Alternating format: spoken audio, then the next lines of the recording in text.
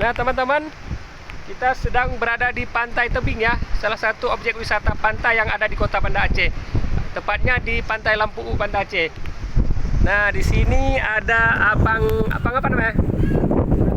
Bang Raka ini sebagai joki ya. Ini kuda Bang Raka ini gimana ini? Berapa kilometer per jam lari ya?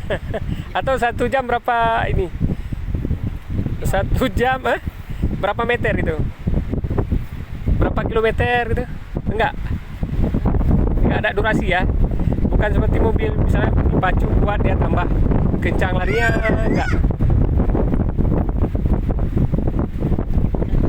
Siapa namanya ini kudanya? Uncle Joe nih guys. Uncle Joe.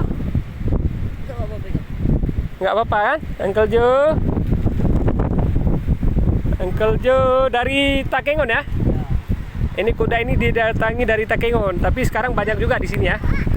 Di objek wisata Pantai Tebing. Inilah suasana objek wisata pantai ya pada sore hari, tepatnya di Pantai Tebing yang ada di Lampu, Provinsi Aceh, tepatnya di Kota Banda Aceh.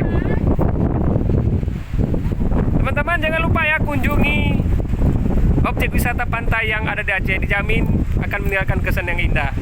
Dan kalian bisa naik kuda nih sama Bang Raka.